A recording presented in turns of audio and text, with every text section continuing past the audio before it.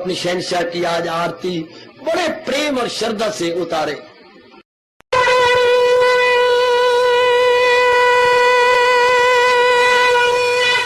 ओम जय जगदीश जय हरे स्वामी जय दीना लात हरे भगत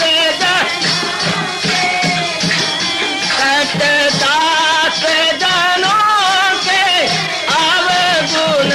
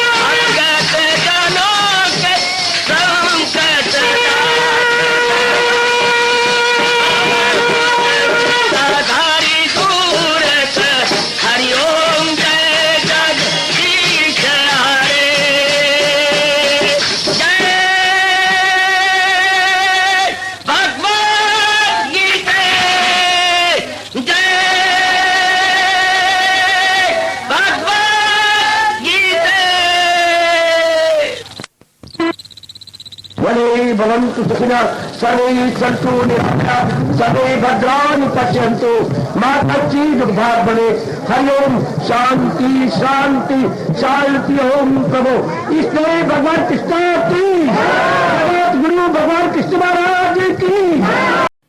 हाँ जी, आओ मेरे साथ शामिल, दोनों हाथ जोड़ते हुए।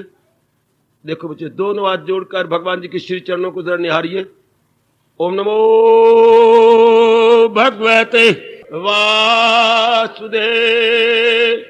प्रभु ओम नमो भगवते वासुदेव। प्रभु ओम नमो भगवते वासुदेवाय।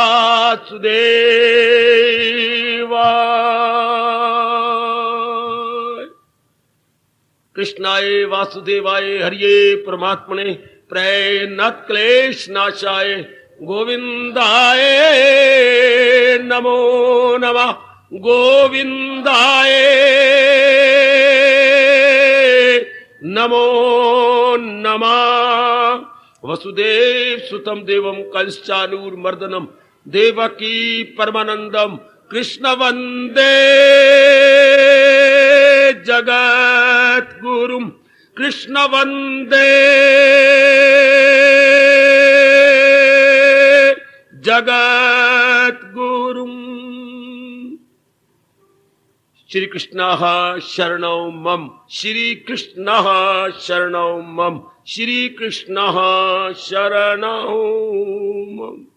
अहो भाग्यशालिनी कल्याण कामनी मेरी देवियों, बड़भागी गीता के पैरोकार मेरे सज्जनों, धार्मिक भाइयों, आओ अपने मन को एकाग्र करो और ये पक्का निश्चय करो कि जो भगवान जी हमें तारने के लिए, हमारे कल्याण के लिए, हमारी भलाई के लिए इतने अच्छे प्रसंग चला रहे गए, हम इसका पूरा लाभ उठाएंगे।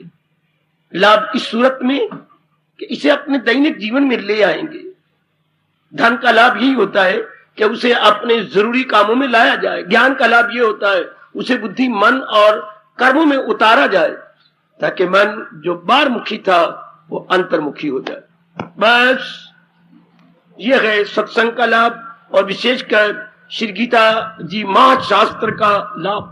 परमात्मा करे आप सबका आना अपनाने में सफल हो।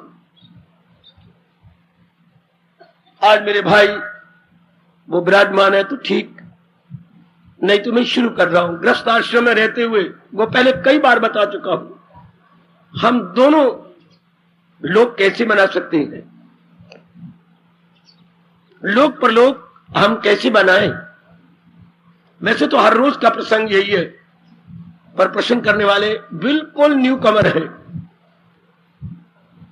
इसलिए परसों मैंने वादा किया था कि कल का प्रसंग संपूर्ण करने के पश्चात आज इस प्रसंग को लूंगा। लीजिए, गृहस्थ आश्रम में रहते हुए परलोक को बनाना, ये भी बन जाए और वो भी बन जाए। सारा गीता का उपदेश इसी आधार पर है। सब कई मूर्खों को जिन्हें बार बार जन्म मरण लेना गए, वो ये समझते हैं कि गीता केवल वैरागियों के लिए है। चूंकि आमतौर पर प्रचारक मेरे जैसे होते हैं, आमतौर पर, इसलिए वो हमारे जैसे को देख कर यही समझती हैं कि घर बार छोड़ जाना, अलग रहना, किसी से कोई कंसर्न नहीं रखना। हम क्या करें, भगवान प्रचारक ही ऐसे बनाती हैं जैसे प्रभु की इच्छा, इसलिए आप पर गलत प्रभाव पड़ता है। मिसअंडरस्टैंडिंग अनेकों की बढ़ जाती है। पर भगवान का उपदेश ऐसा नहीं। भगवान का उपदेश तो एक आधी पंक्ति में पूरा हो जाता है। कमल के न पत्ते पे ठहरे तरी, बिल्कुल कमल के फूल की तरह। गीता अगर केवल घर छोड़ियों के लिए हो तो फिर तो गीता बहुत ही लिमिटेड होगी। ऐसी गीता की तो फिर कदर करने वाले बहुत थोड़े रह जाएंगे। पर गीता तो आलमगीर शास्त्र है, सार्वभौमिक शास्त्र है। भगवान का उपदेश वो मूर्ख जरा अंदाजा लगाए, केवल जिन्होंने तर्क कर दिया उनके लिए होता है, नहीं। पहले ये रखिए, गीता का उपदेश हर एक कल्याणकामी जीव के लिए गए। भगवान ने ये उपदेश, हर जिसके अंदर आग लगेगी कि मैं कल्याण करूं, सिर्फ खाने पीने और बच्चे पैदा करने में न रह जाऊं, कुछ आगे बढ़ूं, जिनके अंदर यह आवाज आती है भगवान की ओर से, गीता उनके लिए है। कौन सी आवाज? ये इनकलाबी आवाज, इसी रोज और शब्द में उलझ के न रह जा, तेरे सामने आसमां और भी है, तू शाही गए, परवाज है काम तेरा, तेरे सामने आसमां और भी है, इसी में नहीं रह जाना। गीता उनके लिए है।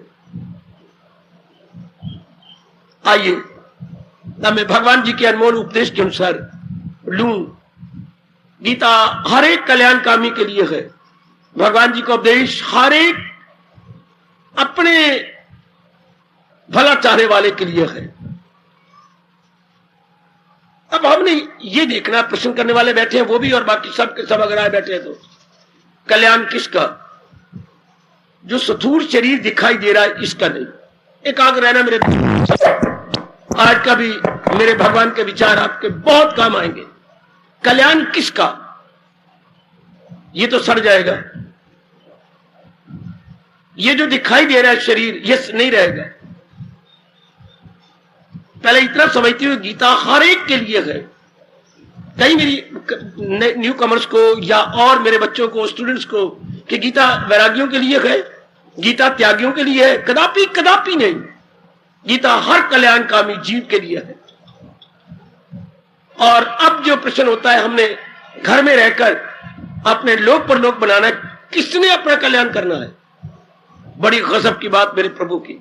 कल्याण किसका होना है? मेरी देवी तन का जो सड़ जाएगा, ये सड़ा तत्व मिला, इसका तो कल्याण हो गया। आह वाह, इसको तो आप फूंक देंगे, इसका तो कल्याण हो गया। और ये तो आप भी बाधा नहीं। स्थूल शरीर जो नजर आ रहा है, जिसको अंग्रेजी में आप बोलेंगे ग्रास बॉडी, हाँ उर्दू वाले बोलेंगे जिसमें कसीफ, जिसमें कसीफ, ये जो बाहर नजर आ रहा है, हाँ ये तो बेचारा हाजिर जवाब नौकर है, जैसा भी इससे काम कराओ। ये नहीं इनकार करता इसे सिनेमा ले चलो, अंदर से आज्ञा मिलनी चाहिए। ये नहीं इनकार किया कि भगवान की वाणी सुनो, ये नहीं इनकार करता कि इसे कहीं और जगह ले जाओ। नो, ये तो हाजिर जनाब है, हाजिर जनाब। शरीर जैसा शायद ही कोई आपको दोस्त या पत्नी या पति या पुत्र या कोई रिश्ता मिला, सबसे उत्तम हाजिर जनाब हमारा शरीर है। जो भी करवाना चाहते हो इसने कभी इनकार नहीं करना, यस डिटो कर देना है मेरे सजनों, मेरी देवियों। फिर कल्याण किसका होना है? ये तो भी, इसका तो कोई दोष नहीं, जो मर्जी इससे करवा लो। कल्याण होना है जो अंदर हमारे विचार आते हैं, निर्णय होता है, अर्थात सूक्ष्म शरीर का। ना समझ आए मुझे टोको, मुझे रोको, मुझे ब्रेकें लगाओ, क्योंकि मुझे अपने भगवान की वाणी आपको पूरी तरह समझानी है। पहले तो कोई ये सोचे एकांत में बैठ के कल्याण होना किसके है, किसने परलोक बनाना है?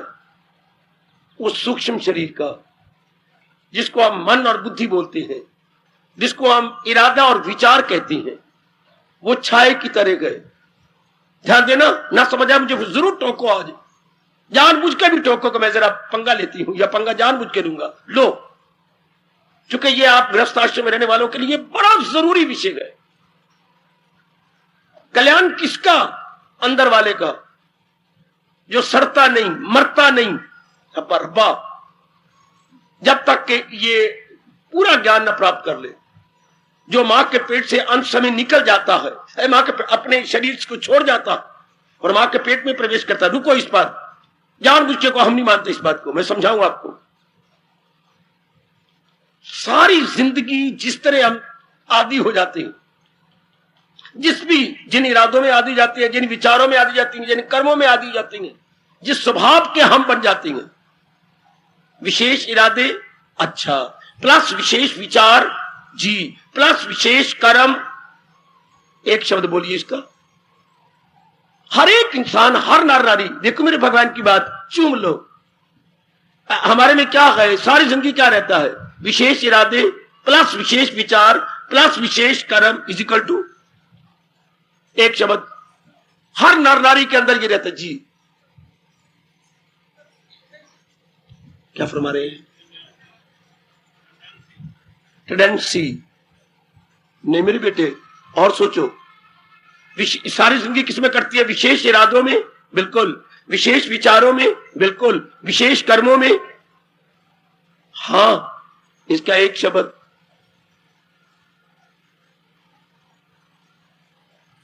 इसका एक शब्द नहीं आता आपको। रोज गीता सुनते हैं आप, यहां के मुझे कुछ क्या करो, थोड़ी सी फीलिंग हो जाती है मन में। इसके एक शब्द नहीं आता। सारी जिंदगी किसमें कट गई? विशेष इरादे की है, बिल्कुल। विशेष विचारों में चक्कर काटते रहे, बिल्कुल। और विशेष कर्म भी करते रहे। तो हम क्या कहेंगे? इंसान की जिंदगी किसमें कटी? One world, only one world. भगवान क्या कहती है? मेरी भगवती, क्या हो गया? संघर्ष। मां दीदी है इसको संघर्ष। क्या कहूं आपको, मैं दादा हूं ना, आप मेरी भोली भाली बेटी हैं। क्या कहूं? हर एक इंसान की, नर नारी की कैसे जीवन कट रहा है? विशेष इरादों में। हाँ, बुद्धि में विशेष इरादे होती हैं। विशेष, फिर मन में आ जाओ, विशेष विचारों में। हाँ, फिर बाहरी रूप में तान को पीछे रह रहा है, विशेष कर्मों में। वो बेटे, इसको आदात बोलती है। आदात, इसका एक वर्ड क्या बन गया? आदात। जैसे कई चीजें मिला के हम इन दिनों सर्दियाई बनाते हैं। जिसे आप जो है कई चीजें मिला के फिर आप कहते हैं ये ठंडियाई हो गई। बादाम है, और पता नहीं सौंफ है, और कोई और कई चीजें मिलाते हैं। एक वर्ड होता है भाई, ठंडियाई बनाई, सर्दियाई बनाई, सर्दियाई। इस तरह अनेक इरादे, अनेक विचार, अनेक कर्म इज इक्वल टू आदात, is equal to habits, high is equal to स्वभाव। ना भूलना। इस पर अगर आपको आपत्ति तो मुझसे पूछो। जिनका प्रश्न है वो चार चार कानों से सुने और बाकी सब एकाग्रता पूर्वक सुने। इसको हम कहेंगे आदात। बिल्कुल। आदात का मतलब क्या होता है? इरादे प्लस विचार प्लस कर्म, वो हमारी आदात बन जाती है, हमारी आदात बन जाती है। और आदात ही कैरेक्टर कहा जाता है। आदात ही हमारा चाल चलन कहा जाता है। आदात ही हमारा चरित्र के नाम से पुकारा जाता है। फलाने का चरित्र भ्रष्ट है, अर्थात उसके इरादे अशुभ है, विचार अशुभ है, क्रियाएं अशुभ है। हाय, फलाने का तो चाल चलन बहुत ही अच्छा, इरादे शुभ, विचार शुभ, क्रियाएं शुभ। हम बोल देती है लेकिन हमें समझ नहीं आती। परंतु कैरेक्टर गिरा हुआ है। क्या मतलब? कैरेक्टर गिरा हुआ का मतलब बड़ा थोड़े अर्थ लगाती हो। नारियल कैरेक्टर गिरा हुआ अर्थात किसी नर नूर के पीछे धक्के खा रही है। नर है तो कैरेक्टर गिरा हुआ किसी नारी नूर को फैन बनाई फिरता है। हम यूं बोल देते हैं, गलत। उसके कई इरादे गए, कई विचार गए, कई कर्म कुकर्म है, इसलिए हम कहेंगे बैड कैरेक्टर। कैरेक्टर का मतलब सिर्फ कोई एक नर नारी के विशेष विलासता नहीं। जागो जागो, मैं आगे बढ़ जाऊं। कैरेक्टर खराब का मतलब ये नहीं होता कि नर नारी का प्यार करती है और दे लव ईच अदर और कैरेक्टर बर्बाद हो गया। नहीं, उनके इरादे भी अशुभ है, उनके विचार भी, यह भगवान कृष्ण कह रहे हैं, उनके विचार भी अशुभ है और उनकी क्रियाएं भी अशुभ है। आहा, वो खुद काम है काम नाव में मस्त, वो जन्नत के ताले पे जन्नत परस्त, फंसे जिनके दिल ऐसे अफपाल में, गिरे ऐशो दौलत के जंजाल में, समाधि नहीं, दिल पे काबू नहीं, अकेले इरादी ही यक्ष में। इनको कहते हैं बैड कैरेक्टर मैन। साले के बैड कैरेक्टर उसके। अब हमेशा समझना, क्या उसके इरादे अशुभ है, विचार अशुभ है, क्रियाएं अशुभ है। अब ऐसा नहीं, सारी जिंदगी ऐसा रहा तो क्या होगा, क्या रहेगा? कई प्रकार के अरमान इकट्ठे हो जाएंगे। अभी अपने आप को देख लो, मैं उनका मस्तक चूमना चाहता हूं जिनके दिन ब दिन अरमान कम होते जा रहे हैं। मैं उनको अपनी हार्दिक आशीर्वाद देना चाहता हूं, जो दिन चढ़ता है उनके अरमान, ख्वाहिशें, तमन्नाएं कम होती जा रही हैं। वरना 99% नर नारी की तमन्नाएं बढ़ती जा रही हैं, कामनाएं बढ़ती जा रही हैं। शरीर तो बूढ़ा हो चला है भर्तृहरि जी के शब्दों में, लेकिन मन जवान होता जा रहा। देखिए उनके अनेक बड़े कमाल के शब्द है। शरीर दिन प्रतिदिन बूढ़ा होता जा रहा है और दूसरी तरफ मन यानी सूक्ष्म शीत जवान होता जा रहा है। मैंने ये करना है, मैंने ये करना है, मैंने ये बनाना है, मैंने वो बनाना है। यहां आने वाले भी नहीं चाहती कि मुझे मां कहा जाए, हालांकि शायद आधे से भी ज्यादा सिर सफेद हो चुका है, सिर में चूना पड़ चुका है, और फिर भी हमारा दिल नहीं करता कि मुझे कोई मां कहे। क्या ये किसने कहा मैं तेरी मां लगनी है? मन। देखिए, mind is not prepared to ये सुनना कि मैं बूढ़ा हो गया हूं, हालांकि तन बूढ़ा हो गया, चुरियां पड़ गई हैं चेहरों पर, बाल सफेद का मतलब पहला नोटिस काल का आ चुका है। Even then we are not prepared. कौन नहीं प्रिपेयर्ड? मन जवान है, तन बूढ़ा होता जा रहा है। अब मन जवान का मतलब उसकी वासनाएं कामनाएं बढ़ रही हैं, वासनाएं कामनाएं बढ़ रही हैं। सुन मेरी बेटी, मैं निराले ढंग से जवाब दे रहा हूं। उसकी वासनाएं कामनाएं बढ़ती जा रही हैं, तन घटता जा रहा है। ऐसे जीवों का क्या होगा? आयु घटती जा रही, हाँ, वासना कामनाएं बढ़ती जा रही, तो प्रकृति का नियम है ये। इस पर आप जुर्रत करो तो इतराज करो, क्या शरीर तो आयु तो बढ़ नहीं सकती, इस पर किसी को आपत्ति तो पूछो मुझ से। आयु एक सेकंड या मिनट भी नहीं बढ़ सकती। जो हम लिखवा के लाए गए अपनी कामनाओं के अनुसार आयु उतनी रहती है। किसी को यह गलती हो, किसी की आयु घट गई, किसी की आयु बढ़ गई, आपकी मूर्खता है, गलती है, नादानी है, ब्लंडर नहीं। आप फिर सोचो इस बात के ऊपर। पहले बनी प्रारब्ध, पाछे बना शरीर। यह आपके आत्म चोटी के संत शिरोमणि गोसाई तुलसीदास जी का फरमान है। आहा, आपके भगवान भी ये कहती हैं, क्या एक तन में दाखिल एक से जुदा, साथ अपने ले जाए मन और प्रारब्ध अपनी बना के ले गया। अगर ये बात आपकी समझ आ जाए, बहुत बातें आपकी समझ में आ जाएगी। बड़े प्रश्न आपके धार्मिक भगवान की वाणी मेरी माताओं, मेरी बेटियों को, बुजुर्गों और मेरे भाइयों को, कल्याणकामी सारे नेक जीवों को समझ आ जाएगी। इंसान का सिर्फ बाहर का शरीर मरता है, अंदर वाला जो अभी विचार करके आया सत्संग सुनने, अंदर वाला जो घर में बैठा बातें चीतें कर रहा था, कौन कर रहा था? अंदर वाला मन, सूक्ष्म शरीर पत्नी के पास बैठा हुआ था, कोई मेहमान आया बैठा था, या कोई कारोबार की बात कर रहा था, या कोई भविष्य के बारे में सोच रहा था। कौन? अंदर वाला। कौन? विचारों का पुतला। कौन? मन अर्थात सूक्ष्म शरीर। हाँ, अब सूक्ष्म शरीर बेचारा क्या करे, ऊपर से आज्ञा होती है। सूक्ष्म मन कुछ नहीं काम कर सकता जब तक इरादा न हो। मैं समझा चुका हूं। हमारे इरादा के अधीन हमारा मन, और हमारे मन के विचारों के अधीन हमारा तन। अब इरादा के अधीन ये हमारा सारा कुछ है। हाँ, इसलिए भगवान कृष्ण कहती हैं, जिसने अपना कल्याण करना है, आप सब अपने इरादे को शुभ बनाओ। गृहस्थ आश्रम में रहते हुए हमारा प्रलोक कैसे बने? अपने इरादे को शुभ बनाओ, क्योंकि इंसान की जिंदगी की बुनियाद कभी ना भूलना, कभी ना भूलना। आपके कृष्ण, आपके कृष्णदेव जी, आपके भारत के भगवान क्या कह रहे हैं? क्या आपकी जिंदगी, अगर जिंदगी को हम कहें कि एक इमारत है, आपकी जीवन की इमारत की बुनियाद आपका इरादा आएगा। The foundation stone of our life is our determination, is our decision. हमारे जीवन की बुनियाद, हमारे जीवन की इमारत की बुनियाद क्या है? आधारशिला क्या है? हमारा इरादा। इंसान ने क्या इरादा किया, सारी जिंदगी वैसे बन जानी। ये इमारत कैसे बनेगी? जिसने सिर्फ ग्राउंड फ्लोर बनाना है, इतनी बुनियाद नहीं गहरे खोदेगा। जिसने उसके ऊपर एक मंजिल बनानी है, बुनियाद और गहरी। जिसने 2 मंजिला बनाया, बुनियाद और गहरी। जिसने 3 मंजिला बुनियाद और गहरी और पक्का उसमें मिसाला लगाया जाता कि हमने 4 मंजिला बनानी है।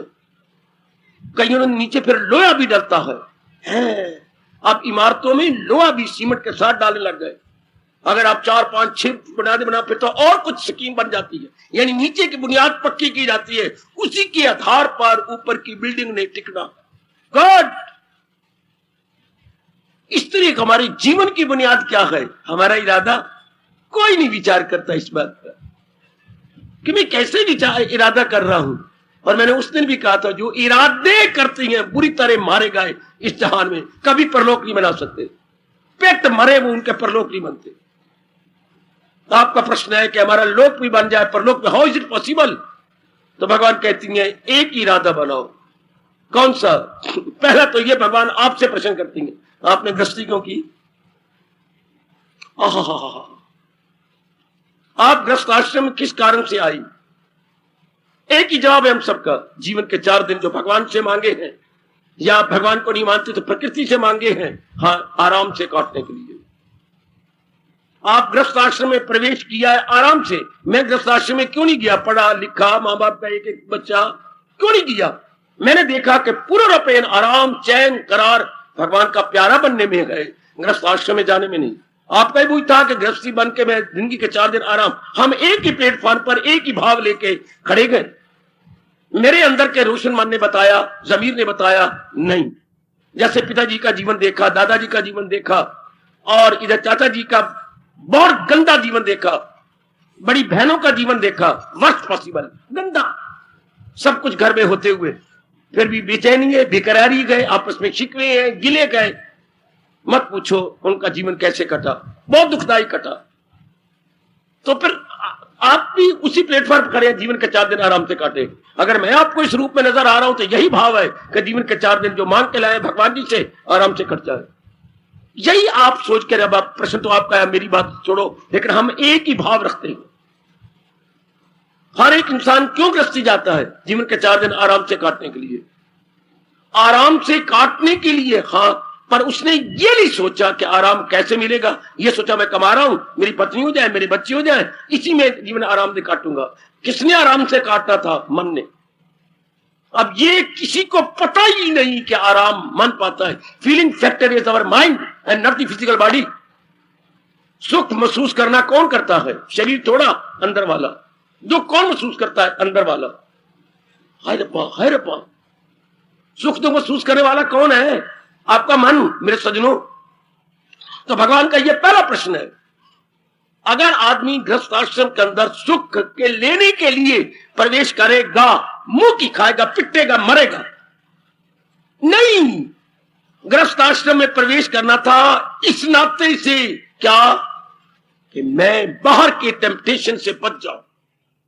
सुनो मेरे भगवान की बात, बाहर के गृहस्थ आश्रम प्रवेश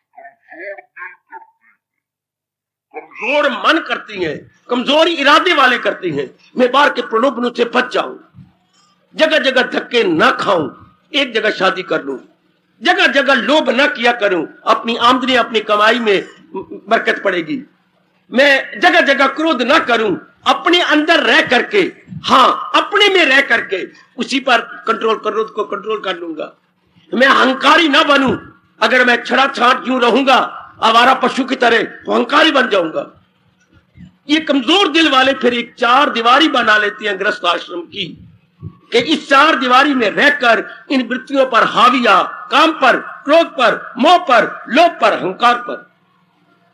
गृहस्थ आश्रम अगर ऋषियों ने बनाया तो यही इसी कारण से बनाया था, हाँ, इन कमजोरियों पर हावी आने के लिए। कि कोई भी नहीं सोचता, उल्टी ये गंदी वृत्तियां, कमीना, गंदा, कमजोर मन बढ़ाई जाता है। उसकी कामना, उस काम, क्रोध, मोह, लोभ बढ़ते जा रही कि नहीं। इसलिए भगवान को क्या कहना पड़ा? गम बेहिसाब उनको दिन हो के उसी रफ्तार से गम तकलीफें बीमारियां बढ़ेंगी जिस रफ्तार से जीव के काम क्रोध बढ़ रहे हैं। आपको पता ही नहीं। 99% को मेरे सज्जनों, मेरी देवी, ये पता ही नहीं। गृहस्थ आश्रम प्रवेश मौजा करने के लिए, सुख, ठीक है, तो मौजे क्या इसीलिए गए कि I love you and you love me, अर्थात एक शारीरिक प्यार के लिए हमने किया, तो फिर क्या काम बढ़ जाएगा?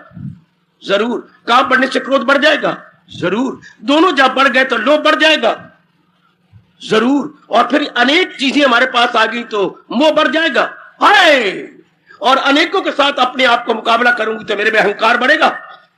मेरी इतनी अच्छी बिल्डिंग, मेरी इतनी अच्छी पत्नी, इसमें तो कुछ भी नहीं है, ये तो किसी काम का नहीं, मेरे सामने तो ये जीरो है। अहंकार, अहमपना, चूंकि इसी आधार पर हम गृहस्थाश्रम में गए हैं। और गृहस्थाश्रम था किस लिए? अपनी कमजोरियों को जीतने के लिए। कॉलेज में क्यों गए? अपनी ऊंची पढ़ाई लेने के लिए। प्राइमरी स्कूल में क्यों गए? कुछ विद्या लेने के लिए। मिडिल स्कूल में क्यों गए? विद्या का ऊंचा स्तर बनाने के लिए। हाई स्कूल में क्यों गए? उसके और ऊंचा करने के लिए। गृहस्थाश्रम में तो हम बलवान बनने के लिए गए थे, इन कमजोरियों पर हावी आने के लिए गए थे। और आपके व्यास जी कहते भी यही है। जब ये शुरू में इन्होंने बनाया आपका धर्म, तो पहले बनाया ब्रह्मचर्य, फिर आपका गृहस्थाश्रम, फिर वानप्रस्थ, फिर आपका संन्यास। तो उसमें क्या आज्ञा होती है? क्या कि अगर आप अपने में कंट्रोल करके जी सकती हैं तो अभी इस यौवन के अंदर ही ब्रह्मचर्य लीन हो जाए। क्योंकि आखिर में 2 जन्म, 4 जन्म, 5 जन्म, 6 जन्म के बाद फरमाती है, कई जन्मों के बाद इंसान ने इस पे हावी आके जिससे आया है सूक्ष्म शरीर, उसी में तल्लीन होना है। जैसे गंगा जिससे आई है, चक्कर काटती हुई, धक्के खाती हुई सागर में ही एक में हो जाएगी।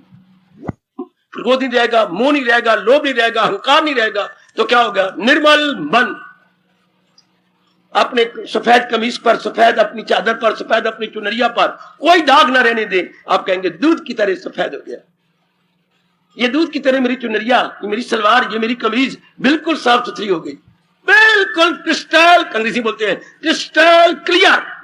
ये कितना क्लियर है? जितना बिल्लौर बहुत चमकीला पत्थर होता है, तो हम कहते हैं बिल्लौर की तरह ये क्रिस्टल बहुत सुंदर है, बहुत साफ हो गया।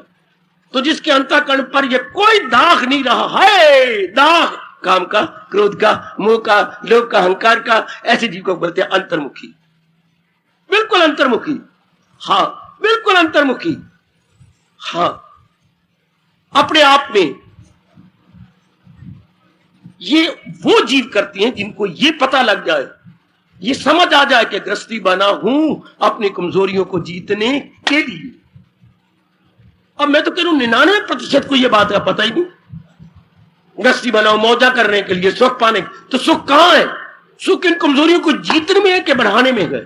कृष्ण आपका भला हो, व्यास जी आपका भला हो, गुरुदेव आपका बहुत बहुत भला हो, जो ऐसे अनुभवी हमें आके बता जाते हैं। प्रवेश कीजिए, स्कूल में प्रवेश किया विद्या प्राप्त करने के लिए जी, बिजनेस में प्रवेश किया धन प्राप्त करने के लिए जी, गृहस्थी में प्रवेश किया किस लिए? कमजोरियों पर हावी आने के लिए, कमजोरियों पर हावी आने के लिए। अपने अंदर जो ड्रॉबैक्स है, जो वीकनेसेस है, या जो फॉलिंग्स, ड्रॉबैक्स, त्रुटियां, नादानियों पर हावी आने के लिए हम गृहस्थी बनते गए। आपको पंडित बताते नहीं, ये उनकी मूर्खता कहूंगा। जब शादी होती तो मंत्र पढ़ते, उसमें काफी मंत्र आती हैं। आपका सुख मेरा सुख होगा, मेरा सुख दुख आपका होगा। आगे देखिए, जिंदगी के हर पहलू पर, हर कदम पर मैं तेरे काम आऊंगा, उधर आपका मंत्र होता है। इसी तरह जिंदगी के हर रूप में मैं आपकी पूर्ण रूपेण सहायता करूंगी। अजी प्राणनाथ, मैं आपकी छाया बन के रहूंगी। ये अगला श्लोक बोलता है। फिर आगे चलती हैं। इसके बाद अगर तू ये प्रतिज्ञा करती है, फिर तो आज से मेरी धर्म पत्नी बनने जा रही है। आए वर्मा पर भोग पत्नी नहीं कहा। यह आपका हिंदुस्तान है, इंग्लैंड नहीं। यह आपका हिंदुस्तान है, अमेरिका नहीं। यह आपका भारत है, धर्म भूमि, जहां हर बात में आपको धर्म की याद दिलाता है। क्योंकि धर्म में भगवान छिपे हैं, भगवान में चैन छिपा है, आराम छिपा है। हमने धर्म भूमि का वो नालायक और मूर्ख उसे डार्लिंग कहते रहे।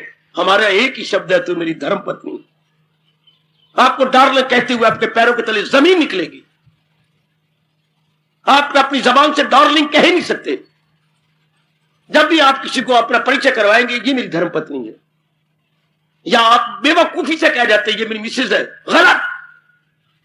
मेरे प्रभु आपको लानते मारते होंगे और आपकी बुद्धि खराब हो जाएगी अगर आपका ये मेरे हस्बैंड है। गलत, सीधा बोलो मेरे धर्म पत्नी है। मैं सच्चाई से कह रहा हूं, जिस भगवान ने आपको हिंदुस्तान में पैदा किया उसने बेवकूफी नहीं की जो इंग्लिश के शब्द बोल जाती है। मिसेज वो होती है जो मादा प्रस्त है, जो बार मुखी है, जो पति के अंगों में उलझी पड़ी है। उनको तो मिसेज या मिस्टर या मिस कहती हैं। गलत, हम हर रूप में कहती हैं मेरे धर्म पति हैं, मैं इनकी धर्म पत्नी हूं। शाबाश। अगर हमारा दृष्टिकोण ही ये रहा कि आप डार्लिंग हैं, इसका मतलब मैं आपके अंगों पर, आपके शरीर पर मस्त रहूंगा, आप मेरे शरीर पे मस्त है, तो क्या होगा? गंदी वृत्तियां बढ़ती जाएंगी। और याद रखना, यह आपके व्यास का फरमान युग गुजर गया, कभी झूठा नहीं हुआ। क्या? जितना भोगी, बोलो मैं आगे क्या बोलूं, उतना रोगी। है दुनिया में किसी की जुर्रत जो हमारे देश के अनुभवियों के इस सिद्धांत को काट सके?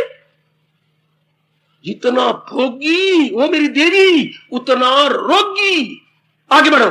जितना रोगी उतना शोकी, उतने शोक बढ़ जाएंगे। बाबा बाबा रुक जा, रुक गया।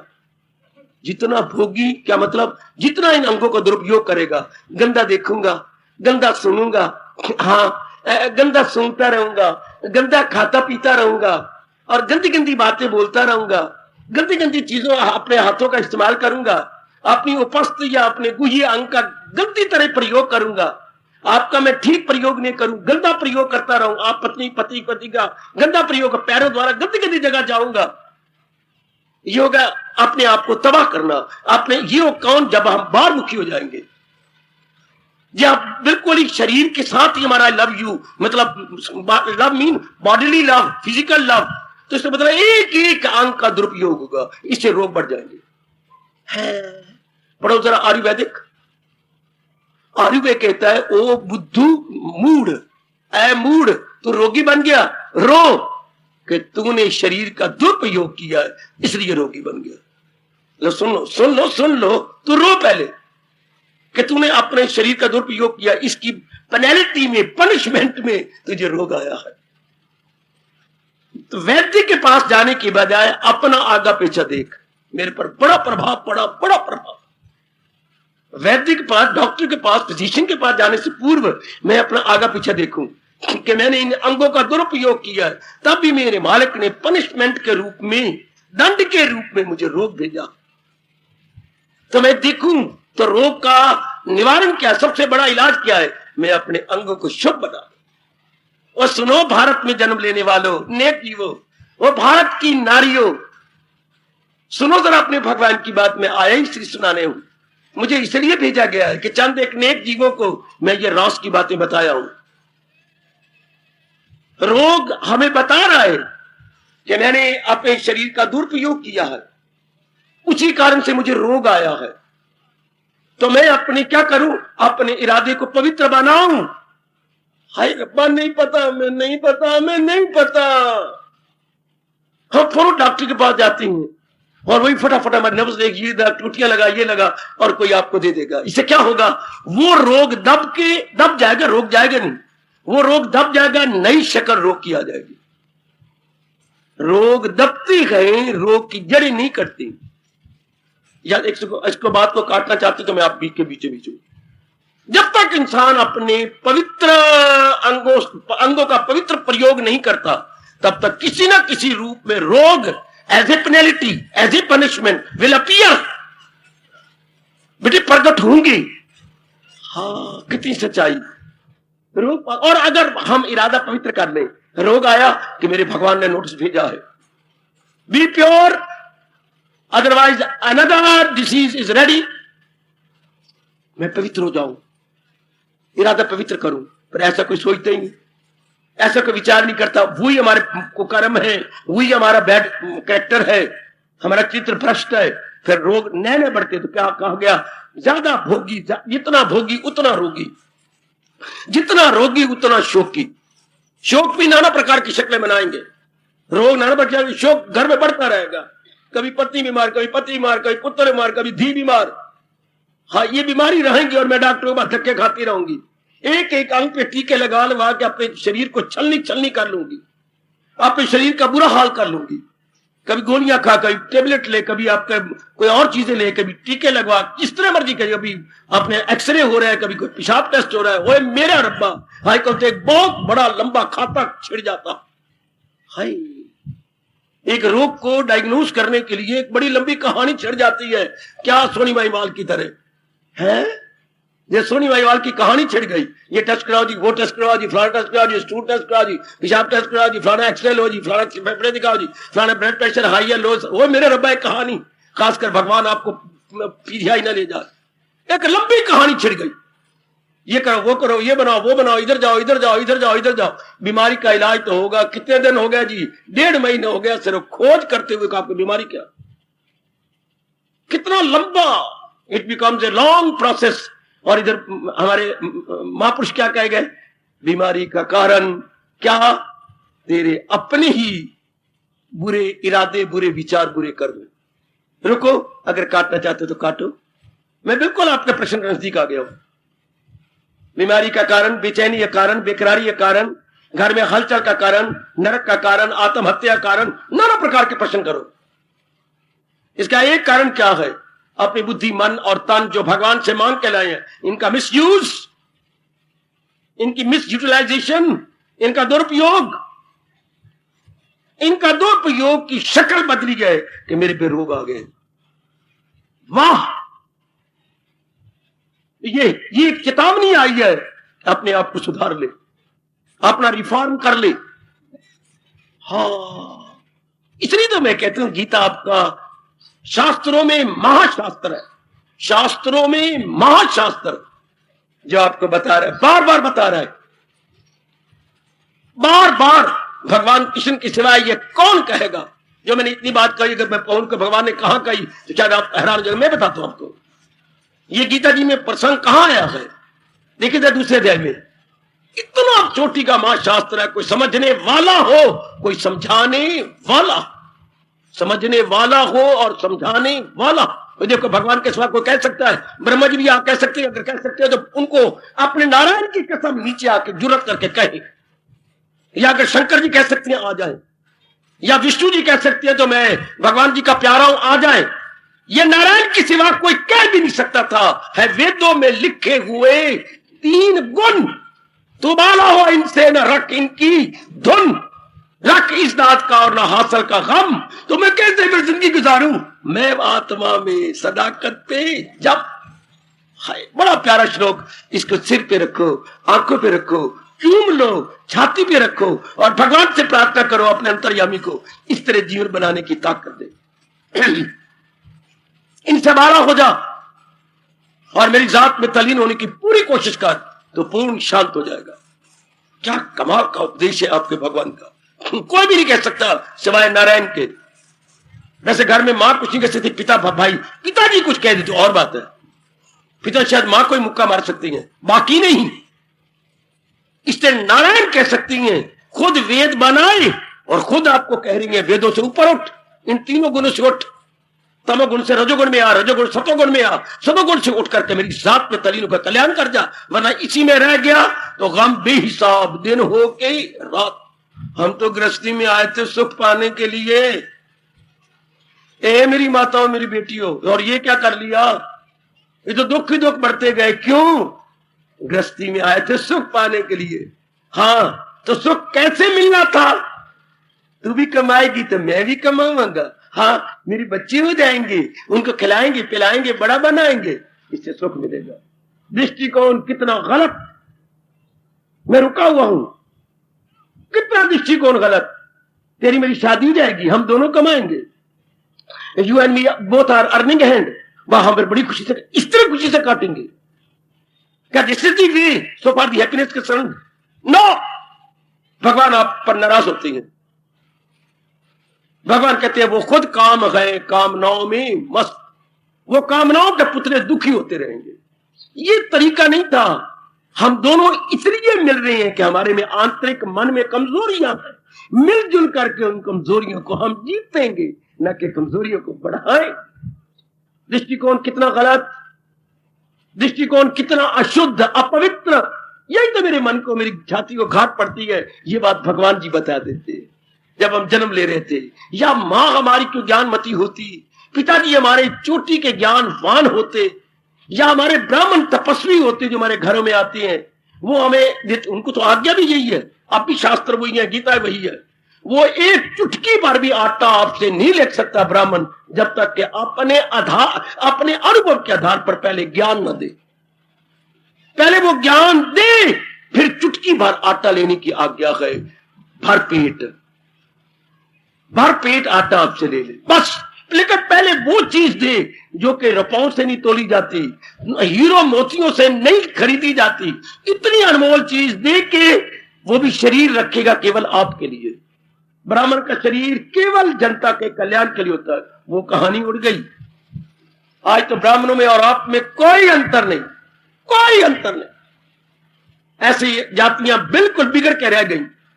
ब्राह्मण, क्षत्रिय, वैश्य, शूद्र बिल्कुल नॉमिनल बनकर रह गए।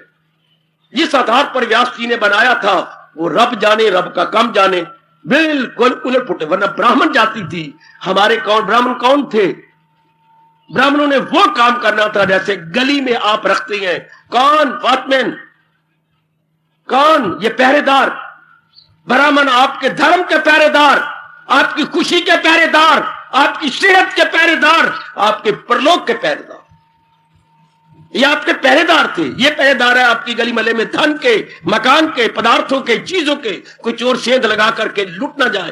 वो थे कोई जो है ये काम करो, मोह लोभ अहंकार, ये कहीं आपकी आयु को बर्बाद ना कर दें। हाय, आपके जोबन में नाना प्रकार के रोग ना आ जाए। ये आपके पहरेदार थे। आपका जो धर्म है वो कोई ये गंदी वृत्तियां लूट के ना ले जाए, ये बचाती रहे। ये सेवियर थे, हमारे रक्षक, धर्म रक्षक। और बोलूं, ब्राह्मण इजिकल टू धर्म रक्षक। अच्छा, ब्राह्मण इजिकल टू क्या? परलोक रक्षक। दो तो विशेष गुण है ये, धर्म रक्षक, परलोक रक्षक। आज तो वो रह ही नहीं, ये बातें नहीं रही। ब्राह्मणों का अपना खाना पीना गंदा, सब कुछ गंदा। उनको ब्राह्मण कहना भी मैं तो कहूंगा पाप है। आज भी आपके भारत से आवाज आ रही है, ब्राह्मण सो जो ब्रह्म पहचाने। आज भी भारत बोल रहा है, ब्राह्मण वो जो ब्रह्म पहचाने, जो अपने भगवान को पहचाने, अपने धर्म को पहचाने, वो ही is ready, he is worthy to be called Brahmin. वो बात ही खत्म। फिर आप कौन बताएगा? ये बात यूं समझाए हम अंधाधुंध 99 में मैं कह रहा हूं, एक आज कोई हजारों लाखों में बच गया तो बच गया, माइज पुत्र। वरना सारे इसमें मैं पढ़ूं, मैं कमाऊं, मेरी शादी हो जाए, मेरे बच्चे बन जाए। मेरी बेटी, क्या यही बातें करके हमारे दादा नहीं दुख पा गए? हमारे पिता माता नहीं दुख पा गए? हमारा नाना नानी नहीं दुख पा गए? हम गली मल्ले में देखते हैं, इवन देन हम भागे जा रहे हैं। क्या? तो ज्ञानी वाले पानी की तरह बेतहाशा दौड़े जा रहे। गृहस्थ आश्रम में जाना था कमजोरियों को जीत करके आनंद पाने के लिए। खुशी प्राणी पदार्थों से थोड़ी देर की मिलती है, फिर टिकती नहीं। खुशी प्राणी पदार्थों थोड़ी देर की मिलती है, टिकती नहीं। अच्छा, और आनंद, आनंद भगवान से मिलता है जो परमानेंट साबित होता है। बेटे, परमानेंट फ्रेंड कोई 2 साल का, कोई 3 साल का, कोई 4 साल का। और अगर लाइफ फ्रेंड बनाना हो तो कमली शादी कर। बेटे, अगर सुख पाना हो तो थोड़ी देर के धन से मिल जाएगा, इज्जत से मिल जाएगा, यारों दोस्तों से मिल जाएगा, क्लबों से मिल जाएगा, सिनेमा से मिल जाएगा, या किसी और हॉबी और रिक्रिएशन से you will attain. But if you want permanent player, फिर आपको शादी करनी पड़ेगी। इस तरह जीव को अगर परमानेंट आनंद चाहिए तो भगवान कहते हैं फिर क्या? ले मेरी राह। फिर तो भगवान की राह, भगवान का ज्ञान लेना पड़ेगा, जिससे इन कमजोरियों पर हावी आना। आप फरमाते हैं गृहस्थ आश्रम में रहते हुए लोग पर लोग कैसे बनाए? पहले दृष्टिकोण बदलो, change your angle of vision.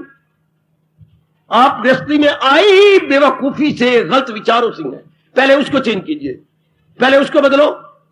हाय, मैं बताऊं आपको, एक दृष्टांत देता हूं जो मैंने डीवी कॉलेज लाहौर में 1945 में देखा। वहां की लेबोरेटरी में आग लग गई है। शायद रोशीलाल जी बैठियां दिखाई दे रही हैं, जो वहां के वर्कर थे। बड़ी हाहाकार मच गई। ये 95 की बात सुना रहा हूं। तो कई फायर ब्रिगेड तो उनके नजदीक ही थे, आ गए, घेर लिया सारे कॉलेज को, और बड़ा शोरगुल मच गया। लेबोरेटरी में थी आग, और आग बढ़ती जा रही है। हाय, शाबाश उन बच्चों को। वो आए अपने फायर ब्रिगेड वाले, कहां लगी आग? लेबोरेटरी। किस जगह है? वो उन्हें अपने बचाव जो किसी के किए होते, बाहर की आग पर पानी जोर का मारते, तुम सारे भाग जाओ। आवाज आई जोर जोर की, सब निकल के स्टूडेंट इधर गिर के भाग करके ऊपर अपनी हौसलों, पासी हौसलों तो ऊपर 3री 4थी मंजिल पर खड़े हो गए। बड़ा दर्द से भरा हुआ नजारा। और तो वो कहां, फिर पूछते हैं उससे चौकीदार से, कहां? अगली लेबोरेटरी में, आगे चल के। अरे अपनी जान को हथेली पे रख के आग तो बाहर बुझाते गए, भाग के 2 आदमी अंदर जाने में कामयाब हो गए। क्या किया? आग जहां से लगी है वहीं जाके बुझा दी। उन्होंने बड़ा उनको इनाम दिया, बड़े खुश किया। लाखों करोड़ की जायदाद डीवी कॉलेज की बच गई। 1945 बहुत इनाम दिया, सारे ने बहुत सब बच गया। थोड़ा सा नुकसान हुआ। आगे आग कहां लगी है? अंदर। तो हमने करना क्या था गृहस्थ आश्रम में? कमजोरी कहां है? अंदर। उल्टा हम आग भड़काते चले गए। फायर ब्रिगेड सियानी के जहां आग लगती है वहां जाते हैं, बाहर की आग बुझा के भागेंगे। आग है कहां? 38 कोठे में, हम वहीं जाते हैं। क्या कोई मर गई, इसके मर जाती है, सड़ जाती है, लेकिन उनका काम ही यही है, एवर रेडी, उनको बुझानी है। इसलिए इंसान की कमजोरी कहां है? अंदर। तो गृहस्थ आश्रम क्या है? Fire, just like fire brigade, बुझाने के लिए न कि भड़काने के लिए। जरा मैं रुकता हूं। गृहस्थ आश्रम बुझाने के लिए था, न कि भड़काने के लिए। और आज मेरे बच्चों को, मेरे देवियों को पता ही नहीं कि हम गृहस्थी क्यों बनते हैं। हम गृहस्थी बने क्यों? अपनी कमजोरियों पर ओवर पावर आने के लिए। ये पता कोई नहीं, और कमजोरियां दिन ब दिन बढ़ाई जा रही है। देख लो, घर घर दुखी, घर घर उदास, बीमारियां बढ़ती जा रही हैं, रोग बढ़ते जा रही हैं। मेरी बच्चियां आत्महत्या करती जा रही हैं। आप पर रोग बहुत ज्यादा है, नारियों के रोग ज्यादा, नर के रोग कम, ज्यादा बढ़ती जा रही, ज्यादा बढ़ती जा रही है। और जो आप ढीली होती जा रही है, वो तो आप अपनी आफत खुद बुला रही है। आपका शरीर, आपके अंग भगवान ने और तरह बनाए हैं, इनके सख्त है। आप जो ढीली होती जा रही, ऐसी गंदी बीमारियां लगती जाएंगी। और आखिर में भगवान की सजा क्या है? कोढ़ है। इन लॉन्ग रन क्या होता है? शरीर कोढ़ी हो जाता है। इसका इलाज कोई नहीं। ये कब?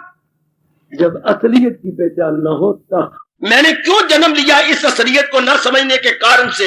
इसी को बोलती हैं प्रकृति को न समझना, अपने को न समझना is equal to ignorance, is equal to पर्दाए जहालत, इज इक्वल टू अविद्या, अज्ञानता।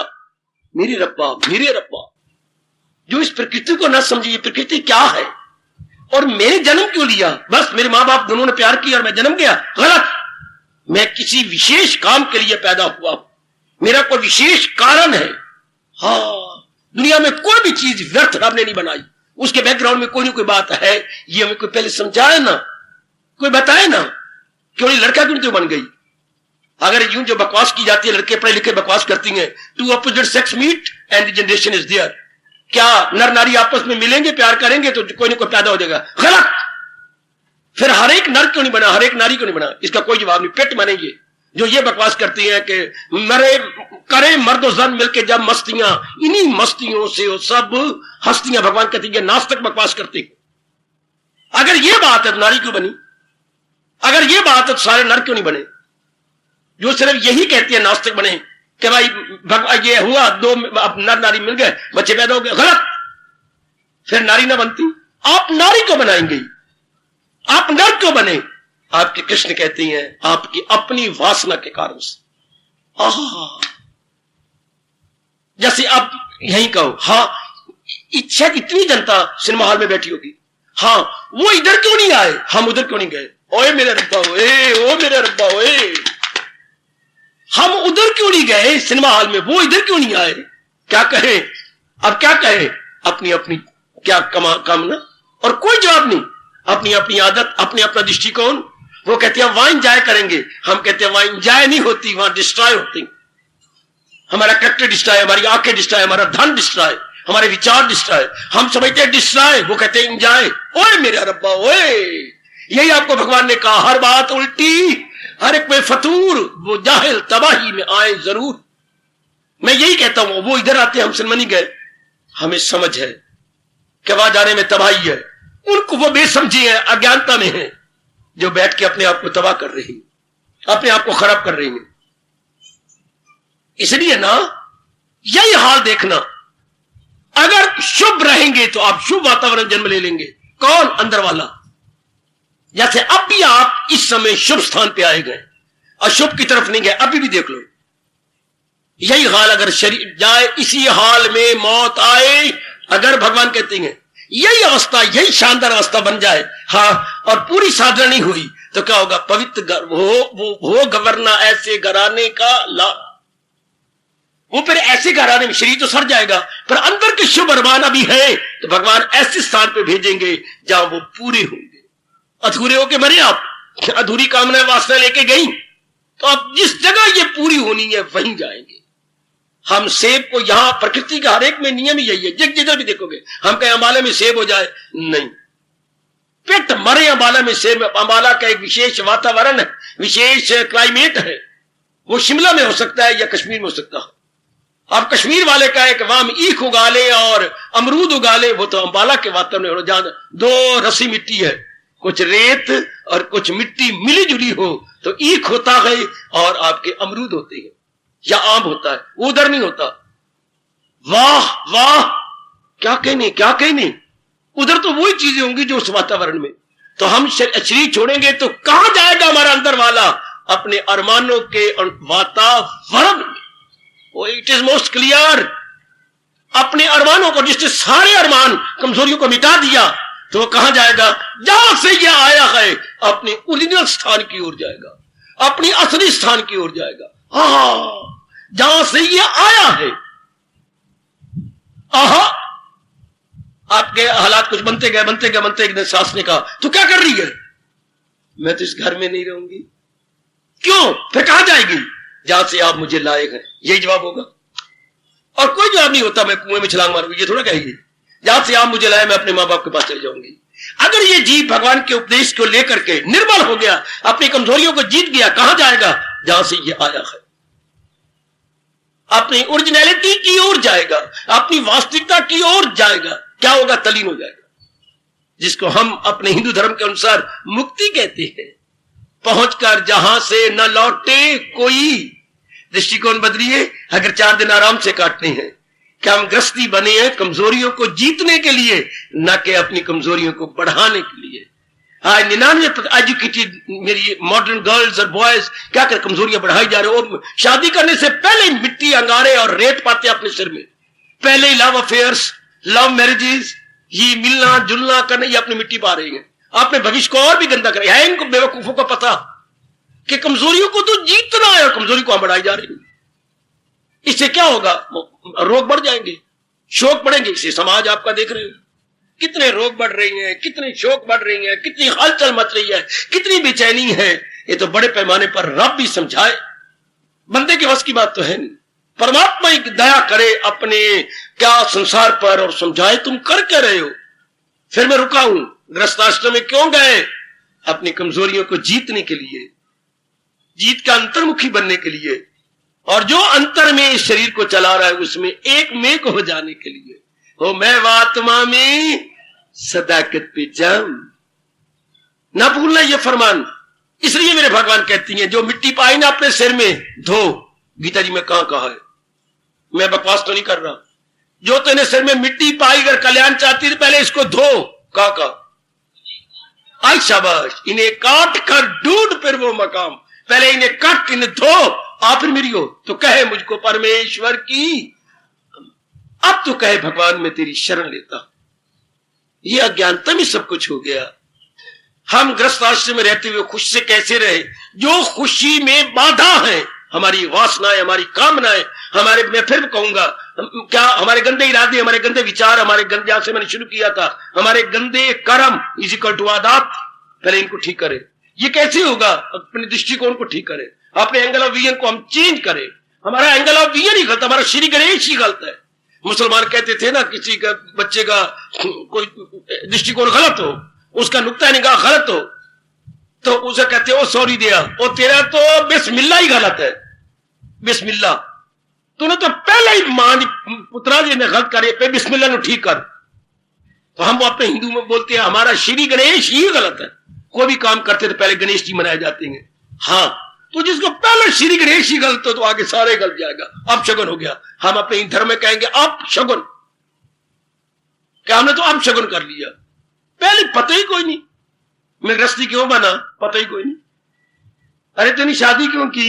मिट्टी पाने के लिए, अंगारे पाने के लिए सिर में। ये किसने बताया? ये ब्राह्मण बताते हुए मैंने अभी ये बताया श्लोकों में। ये ब्राह्मण कहिए करते जो श्लोक पढ़ के आपका शादी करती है। क्यों किया? कमजोरियों को हावी आने के लिए, ताकि दिन पर दिन मेरा काम घटेगा, मेरा क्रोध घटेगा, मेरा मोह घटेगा, इससे मेरा मन अंतर्मुखी होगा। तब हम क्या बनेंगी? तब आप क्या बनेंगे? धर्म पत्नी, वो धर्मपति। आप ऐसे ही पासा पलटा है। आप भोग पत्नी, वो भोगपति। और जहां भोग वहां रोग, नहीं भूलना, जहां रोग वहां शोक। अच्छा बाबा, फिर जहां शोक, बोल बाबा बोल, बोल बाबा बोल। जहां भोग वहां रोग, बता रहा हूं व्यास जी, जहां भोग वहां रोग जहां शोक वहां योग। फिर आदमी दुख पा पा के योगी बन जाता। आपके कृष्ण कहते हैं इसके सिवा कोई इलाज नहीं। जितना शोकी उतना योगी। जितना जलील होगी मेरी बेटी, बर्बाद होगी, जितना खराब होगी, उसके बाद क्या करेगी? चलो आता बच्चा काले, कितने जन्म, 2 जन्म 4 जन्म, आखिर में क्या होगा? भगवान का प्यारा बन जाओगे। और कोई चारा ही नहीं। शोकी को योगी बनना ही है। भट्टरेजी को देखो, आपने जिस किसी को भी देखो, आपने गोसाई तुलसीदास महाराज जी को देखो, पहले भोगी शोकी, फिर बाद में योगी। आप किसी को देखो, बिलवा मंगल को देखो, ओए होए होए होए होए, वाह वाह। आपने पिंगला वेश्या को देखो, जो है सारे सिटी की प्रोस्टिट्यूट, आखिर में चोटी की योगन। और एक बार भगवान के तख्त को भी हिला मारा। हम जिधर भी नजर मारती हैं, क्या कमाल कर गई, क्या गजब दा दिया। भर्तृहरि की घरवाली जिसने मिट्टी पाई और वो बाद में कितनी चोटी की योगन बन गई। वाह, ये प्रकृति का अटल नियम है कि जितना शोकी होगा वो कभी ना कभी भगवान का प्यारा बन जाएगा। इसलिए भगवान के प्यारे जब आती है तो रोते हुए आती हैं। क्या कहती हुए आती हैं? भगवान कहते मुंह से बोल। क्या बोलता आता है जो भगवान का प्यारा? ठोकर खा खा थक कर लंबा। चूमो इन शब्दों को, चूम ले मेरी भगवती हो, मेरी मैया हो, मेरी कल्याण कामनी देवी। हाँ, इन शब्दों में कितनी सच्चाई है, इन शब्दों में कितनी कीमत है, कितना एक्सपीरियंस है इन थोड़े शब्दों में। ठोकर खा खा ठाक कर लब्बा, ठोकर खा खा ठाक कर लब्बा। ये प्रकृति का नियम है कि इंसान सुरखरू होता है। इंसान ठोकरे खाने के बाद रंग लाती है वो मेहंदी पत्थर पे पिस जाने के बाद। जितना मेहंदी को घिसाओगे रंग ज्यादा चढ़ेगा।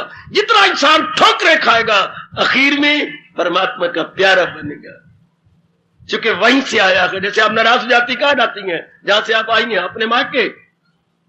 जी का मायका कौन? जो खुद मायका वो कौन? जहां तू कहे तू मेरी बेटी, तू मेरी दी, तू मेरी जान, जो कहे वही तो उसी घर में, जब वो तेरी माँ है ना, जो ये कि तू मेरी मज्जान है, तू मेरी प्राण है, तू मेरी नैन है, मैं नहीं छोड़ सकती। तो हम कहां जाएंगे? जो मुंह से कहे कौन? मैं सारे जहां का हूं, मैं दादा हूं सबका, मैं हूं आसरा। जो परमात्मा अपने मुंह से कह रहा है मैं सारे जहां का माता पिता हूं, दादा हूं, सहारा हूं। आकर जीव ने धक्के खा के जाना तो वही है ना, वही हमारी असली स्थान है। किसका? मैं अंदर वाले कह रहा हूं, इसका नहीं। इसका असली स्थान 5 तत्व, सारों 5 तत्व में नजर आता है। 5 तत्व में जा रहा, अग्नि अपना तत्व ले रही होती है, पानी बुखारत बन के उड़ रहा होता है। जो हम चौथा वाले दिन फूल चुनने जाते हैं वो धरती का तत्व है। हड्डियां क्या है? धरती का तत्व। सारे तत्व अपना अपना ले गए, हिस्सा ले गए, बीच में से वो उड़ गया। भगवान करे आपका वो सूक्ष्म चीज ना जाए, वो तब भी जाता है कोई अरमान रह जाए। और अरमान तब रहते जब ये बातें समझ में ना आए, ऐवे अल्लड़ बल्लड़ जिए जाए। आए शब्द किसने बनाया? ये अल्लड़ बल्लड़, अल्लड़ बल्लड़ बेवकूफी से जीते जाए, यूं ही वास्ते कामने बढ़ाई जाए, मनमानियां किए जाए।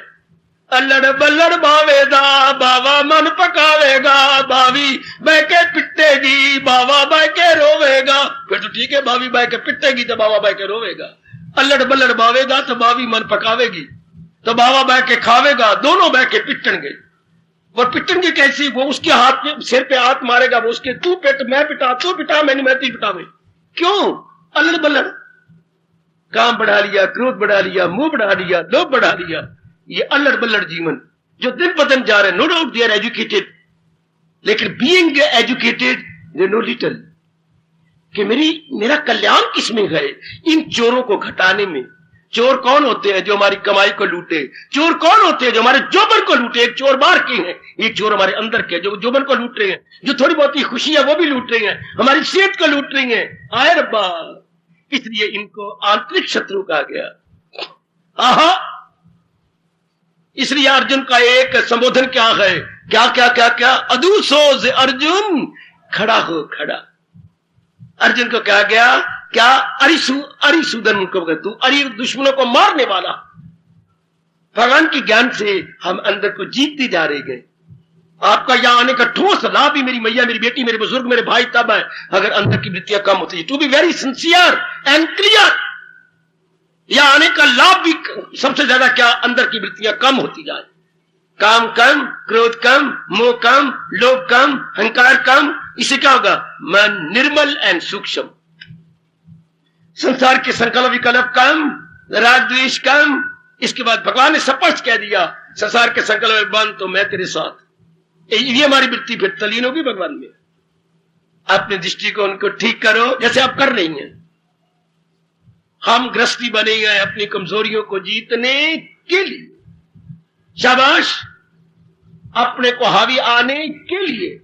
कृष्ण का फरमान मैं आपको भूल नहीं दूंगा, जब तक एक भी श्वास इस शरीर में चल रहा है मैं नहीं भूल नहीं दूंगा भगवान का फरमान।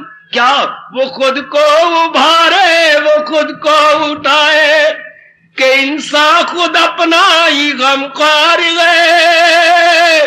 वो अपना ही बदखाओ गद्दार, करे नफ्स को अपने जेरे नगी, तो खुद अपना गमख्वार गए। बेलिया की मगर जिसको काबू नहीं नफ्स पर, वो दुश्मन न अपने लिए सर बसर। श्री भगवानुवाच। कभी ना भूलना, ये आपके इष्ट देव, आपके परम हितैषी परम पिता का फरमान कि जो मन की कमजोरियों को बढ़ाई जा रहा है वो दुश्मन है अपने लिए सर बसर। जो इन्हें घटा रहा है, हाँ, वो अपना मित्र है, वो अपना सज्जन है, अपने साथ वो क्या प्यार कर रहा है, वरना अपनी जड़ें आप काट रहा। ग्रस्त में जाते हुए सुख से कैसे रहे? भगवान के ज्ञान को लेकर इन कमजोरियों पर हावी आते जाएं। हाँ, फिर आपका स्वर्ग बन जाएगा। जब तक ये वृत्तियां बढ़ती होगी, ये घटेंगी कब? दृष्टिकोण बदले, हमारा एंगल ऑफ विजन बदले। मैं गृहस्थी बना हूं कमजोरियों को जीतने के लिए, मैं पत्नी बनी हूं अपनी आंतरिक कमजोरियों पर हावी आने के लिए और भगवान की जात में समा जाने के लिए। क्योंकि मेरा कल्याण ही इसी में है कि मैं इन शब्दों को अपने सिर को चढ़ाऊं। ले मेरी तो सब टंटे छोड़ और ले मेरी राह। ये भगवान कह के गीता अपना उपदेश पूरा कर जाते। इन सारे टंटों से छूटकर, इन सारी गंदी वृत्तियों से निकलकर भगवान की राह पकड़ने के लिए मेरा जन्म, आपका जन्म हुआ, हम दोनों का जन्म हुआ है भगवान के अनुसार जीवन बनाने के लिए, महाराज जी के उपदेश के अनुसार अपने को बना करके कल्याण करने के लिए। फिर आप चाहे मैं विरक्ति रहूं, चाहे आप गृहस्थी रहे, हम दोनों ही शाद रहेंगे, आबाद रहेंगे, प्रसन्न रहेंगे, गदगद रहेंगे। शर्त ये कमजोरियां दिन ब दिन कम होती जाए, क्योंकि इन्हीं के कारण से ही क्या हम बर्बाद होते हैं, हमारा नाश होता है, बेचैनी आती है, बेकरारी आती है, बीमारियां आती हैं, विक्षेपता आती है, लोगों की मुथाजियां बढ़ती हैं। जितनी आपकी ये नेगेटिव क्वालिटीज बढ़ती जाएंगी उतना ही आप मुथाज होकर के जलील होते जाएंगे, जैसा समाज का हार के देख रही हैं। इसलिए ऋषियों ने ये आपके आरती में ये विशेष प्रार्थना भगवान से की है, विशेष विकार मिटावो पाप हरो देवा। दाता मेरी इन गंदी वृत्तियों को हर लो, चुरा लो, ले जाओ, ताकि मैं अपना कल्याण कर जाऊं, कि मैं आप इस जन्म में अपने आप को सफल करके जाऊं। मेरे दाता विशेष विकार मिटाओ पाप हरो देवा। श्रद्धा भक्ति बढ़ावो क्या गीता की सेवा, या संतन की सेवा करता संतों से ज्ञान लूं। अब वो संत छिपते जा रहे हैं, इसलिए मैंने आपको कहा गीता की सेवा ताकि गीता से ज्ञान मिले और ज्ञान से हम अपनी कमजोरियों को रियलाइज करें, उस पर ओवर पावर आए। इस तरह आप अपना स्वर्ग बना के रहेंगे। आपका घर स्वर्ग होगा अगर दिन ब दिन ये कमजोरियां जीतती जा रही हो, आपका घर महानरक होगा अगर ये कमजोरियां बढ़ती जा रही हो।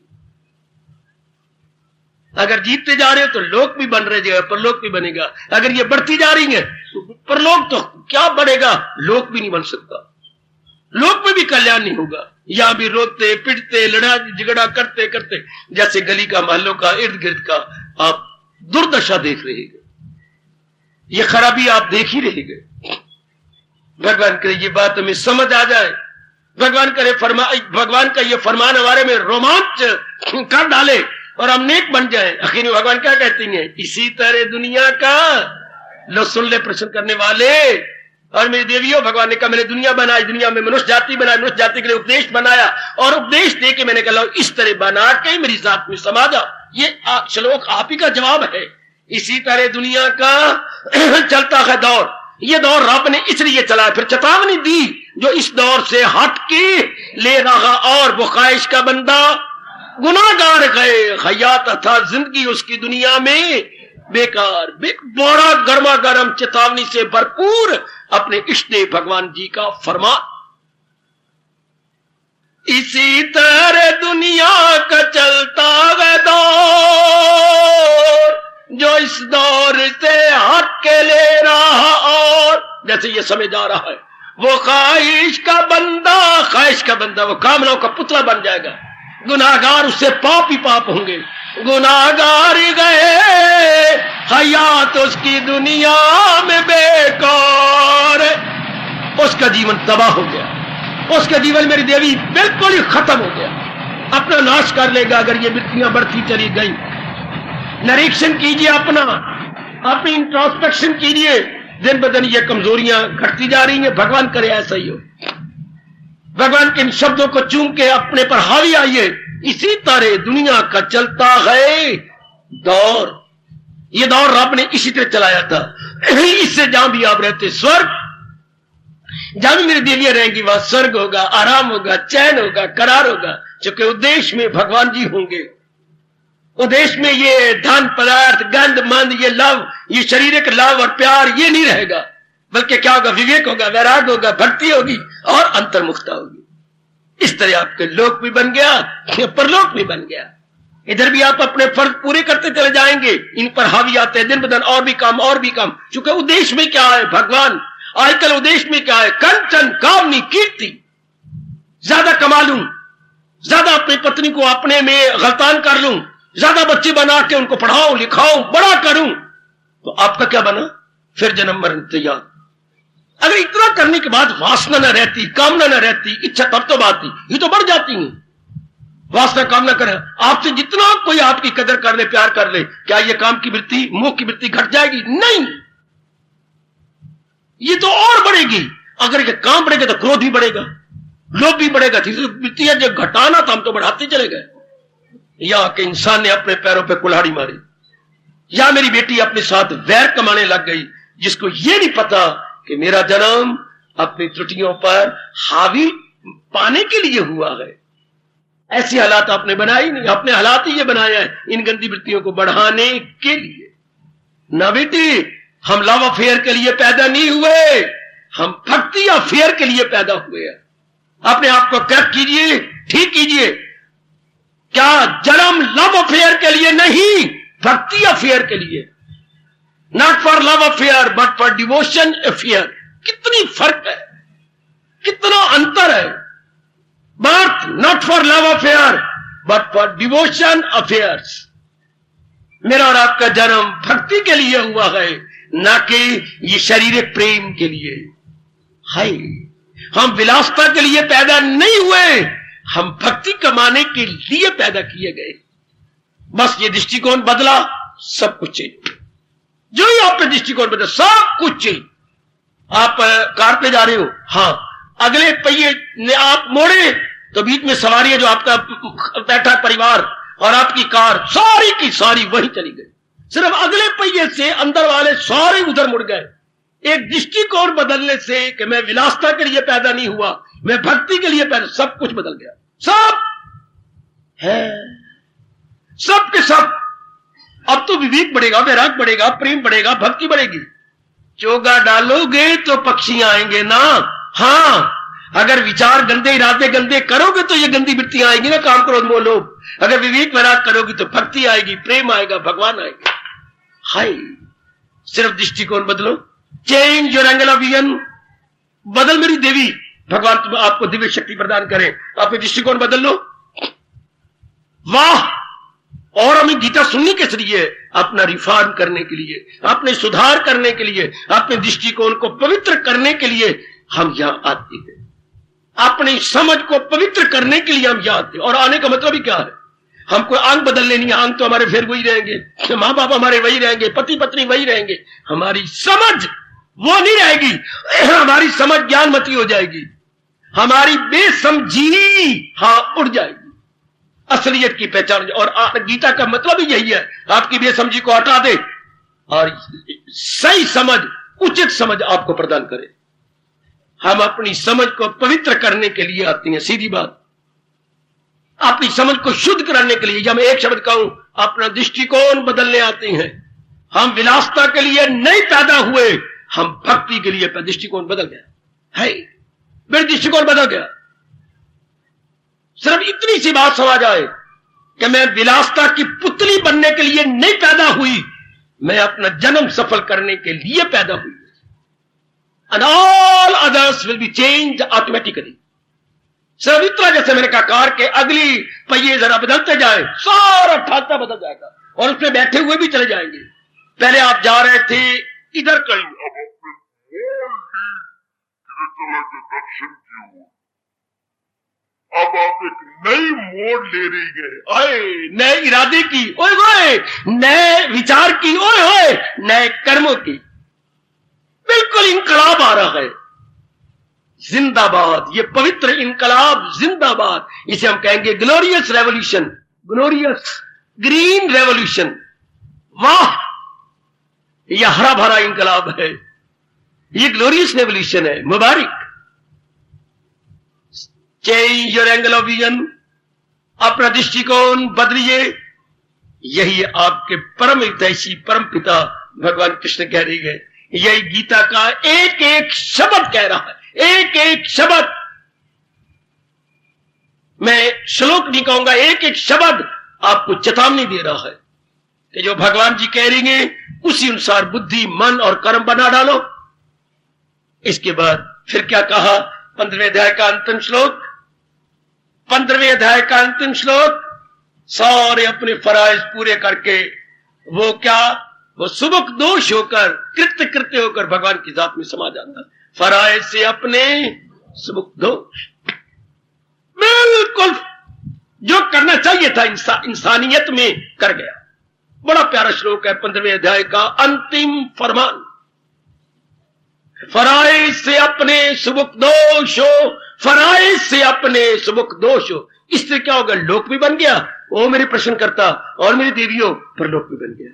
दोनों ही बनते गए। सारे फराइज, फराइज हमारे यहां के भी थे, वहां भी थे, हमारी ड्यूटीज यहां भी है, वहां भी है। इस तरह दृष्टिकोण बदलने से यहां की पूरी हो गई, साथ साथ प्रलोक, जो कि हमने दृष्टिकोण में धर्म रखा है, दृष्टिकोण में संसार नहीं रखा। पहले दृष्टिकोण में संसार, और संसार में 3 विषय, कंचन, कामनी, कीर्ति। आहा, अब ये तीनों बदल गए। अब भगवान जी आ गए। क्या हो गया? अब भगवान क्या हो गया? भक्त, भक्ति, भगवान। तीनों दृष्टिकोण बदल गया। वो उधर क्या हो गया? आखिर में कहना चाहता हूं, क्या वो लाइन मेरी और आपकी गुरु है क्या? वो ये जो सिग्नल के साथ ये हमारे गुरु है। इतनी कह के आज की सेवा स्वीकार कर लो, और प्रश्न करने वाले का घर ना पूरा हुआ तो मुझे फिर छेड़ लेना। हमारा यहां आने का मतलब क्या है? जैसे वो लाइन पे हो रहा है सिग्नल के पास, क्या करता है वो? जैसा कांटे वाला करता है वैसे मैं कर रहा हूं। वो कांटा बदल देता है तो गाड़ी अपनी लाइन पे चली जाती है। कांटा बदलता है कि गाड़ी को लूप लाइन से मेन लाइन पे आने के लिए कांटा, और मेरे जैसे कि वो भी पॉइंट मैन है और मैं भी पॉइंट मैन हूं। आपके बुद्धि और वो गाड़ी का इंजन का कांटा बदलता है कि भाई लूप लाइन छोड़ के मेन लाइन पे आ जा। और मैं भी आपको कह रहा हूं कि भगवान के विचार को लेके मैं आपका अंदर का इरादा बदल रहा हूं। वो भी पॉइंट मैन, मैं भी पॉइंट मैन, वो भी कांटे वाला और मैं भी कांटे वाला। बदल रहा हूं आपके इरादे को कि भाई उस इरादे को छोड़कर ये इरादा ले, वो विचार छोड़ के मेन लाइन पे आ जा, लूप लाइन को छोड़। Leave your loop line and have your main line. यही एक भगवान का प्यारा कर जाता है, आपका कांटा बदल जाता है। एक कांटा बदल दिए, गाड़ी कहीं की कहीं जाती है। हवा पर देखे ना, वो लाइन ए यूं मिल जाती है तो गाड़ी इधर आती है बिल्कुल इधर मुड़ जाएगी जहां कि उसने कांटा बदला है। अब हम कहां जा रही गए? जहां आपकी समझ बदल दी गई, आपका मन और आपका तन उधर ही जा रहा है। बिल्कुल मैं वही कर्तव्य कर रहा हूं जैसे पोएटमैन करता है। कांटा बदल गया और हमारी जीवन की गाड़ी उधर ही चल पड़ी। किधर? भगवान की ओर, टुवर्ड्स डिग्निटी, टुवर्ड्स गॉडलीनेस, क्या परमात्मा की ओर हमारी जीवन की गाड़ी चल पड़ी। मुबारक मुबारक, अगणित बार मुबारक।